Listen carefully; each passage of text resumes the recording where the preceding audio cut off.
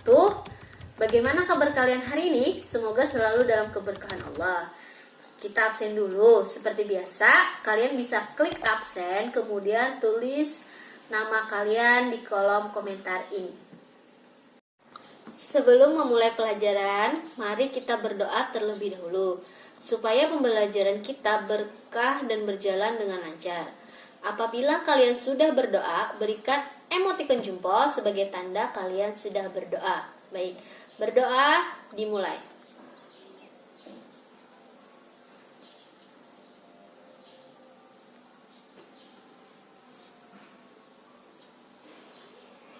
Berdoa selesai. Sebelum kita masuk materi hari ini, apakah kalian masih ingat materi sebelumnya tentang apa? Coba jelaskan, kemudian kalian tulis di kolom komentar ini ya. Alhamdulillah kalian masih banyak yang ingat tentang pelajaran minggu lalu. Ya betul, pelajaran minggu lalu itu adalah tentang teks cerita sejarah. Jadi hari ini kita masuk lagi kepada pembelajaran yang baru.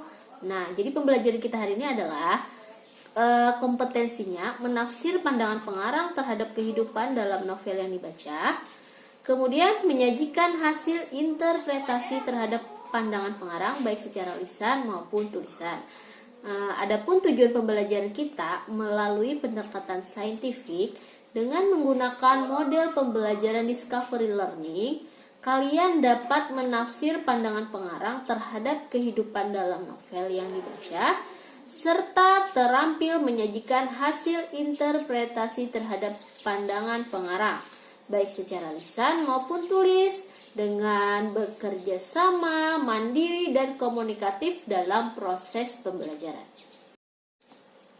Sebelum kalian menafsir pandangan pengarang terhadap kehidupan dalam novel yang kalian baca, kemudian menyajikan hasil interpretasi terhadap pandangan pengarang baik secara lisan maupun tulis, saya akan menjelaskan terlebih dahulu ciri-ciri dan jenis novel.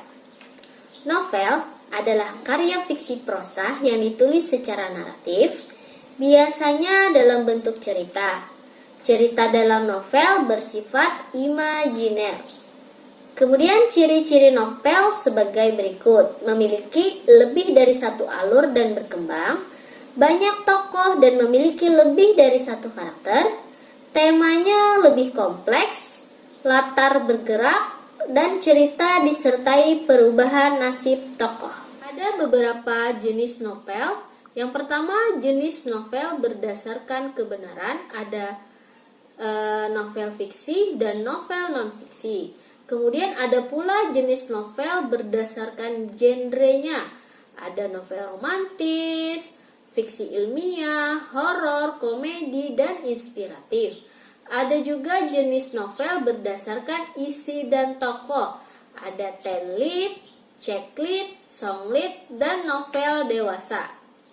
Pandangan pengarang terhadap kehidupan dalam novel. Jadi pandangan atau penafsiran adalah bagian dari sudut penggambaran informasi yang diubah untuk menyesuaikan dengan suatu kumpulan simbol spesifik. Seorang pengarang menciptakan novel dalam konteks tertentu. Cerita yang dilukiskan di dalamnya bersumber dari masyarakat imajiner yang dikehendaki. Adapun langkah-langkah menafsir pandangan pengarang terhadap kehidupan novel. Yang pertama, kalian harus membaca keseluruhan isi novel, kemudian memahami isi novel secara mendalam, mengetahui biografi atau kehidupan pengarang, kemudian barulah kalian mengaitkan kehidupan pengarang dengan kehidupan di dalam sebuah novel tersebut. Penyajian hasil interpretasi terhadap pandangan pengarang. Menurut Kamus Besar Bahasa Indonesia, interpretasi itu adalah pemberian kesan, pendapat, atau pandangan teoritis terhadap suatu tafsiran. Jadi, penyajian hasil interpretasi terhadap pandangan pengarang adalah memberikan pendapat terhadap hasil tafsiran pengarang, baik secara lisan maupun tulis. Jadi, Apabila kalian ingin menyajikan hasil interpretasi terhadap pandangan pengarang, kalian harus melakukan langkah-langkah berikut. Yang pertama, kalian harus membaca isi novel secara mendalam, kemudian menginterpretasi pandangan pengarang terhadap kehidupan dalam novel, kemudian memberikan pendapat terhadap tafsiran pengarang tentang kehidupan dalam novel, baik dalam bentuk lisan maupun tulis. Saya ingin mengingatkan kembali tentang tugas membaca novel Ronggeng Dukuh Paruk karya Ahmad Tohari. Tunjuk tangan siapa saja yang sudah membacanya. Untuk memantapkan pemahaman kalian tentang novel trilogi Ronggeng Dukuh Paruk, saya ingin memberikan tugas kelompok kalian. Kalian bisa membentuk kelompok, bisa berdasarkan absen atau kalian tentukan sendiri. Kelompoknya terdiri dari 3-4 orang per kelompok. Jadi, kalian diskusikanlah secara umum peristiwa apa saja dalam novel tersebut. Yang pertama, menceritakan tentang apa Ronggeng Dukuh Paruk. Kemudian berlatar belakang tempat di manakah kehidupan dalam novel trilogi Ronggeng Dukuh Paruk. Bagaimana latar belakang Ahmad Tohari sebagai seorang penulis terhadap novel trilogi Ronggeng Dukuh Paruk. Bagaimana latar sosial budaya dalam novel trilogi Ronggeng Dukuh Paruk. Identifikasilah isi novel tersebut. Saya beri waktu 10 menit. Kalau sudah, ketua kelompok bisa mengirimkan di classroom berupa foto. Nanti setelah itu kita diskusikan kembali. Semangat! Setelah kalian melakukan identifikasi, kalian bisa berdiskusi secara daring, bisa melalui kolom komentar di bawah ini. Bagaimana kalian mengidentifikasi isi novel penciptaan trilogi Ronggeng Dukuh Paruk.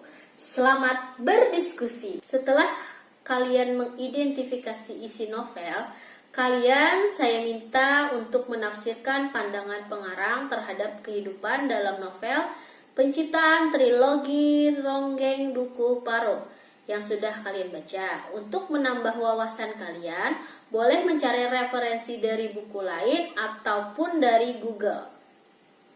Setelah selesai, kalian bisa menyajikan hasil interpretasi terhadap pandangan pengarang, baik secara lisan maupun tulis, dan saling memberikan catatan, saran, dan tanggapan terhadap karya teman atau kelompok lain. Bisa saling menanggapi di kolom komentar ini. Bagaimana kesimpulan diskusi kita hari ini? Berikan komentar bisa melalui kolom komentar di bawah ini.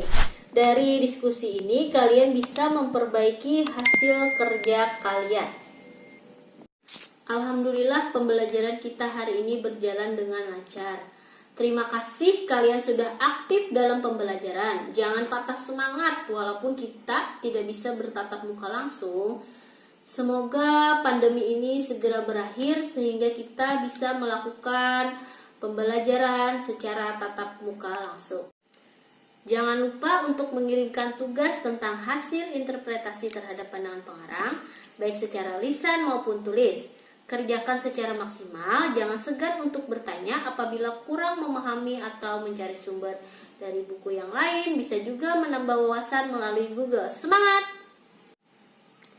Sebelum mengakhiri pembelajaran, saya ingin menginformasikan pembelajaran minggu depan.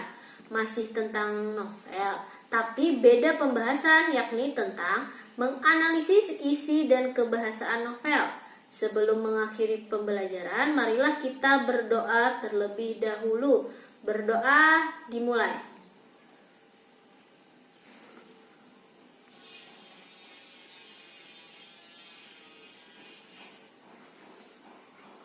Berdoa selesai. Terima kasih kalian sudah mengikuti pembelajaran dengan aktif. Sampai jumpa minggu depan. Dadah!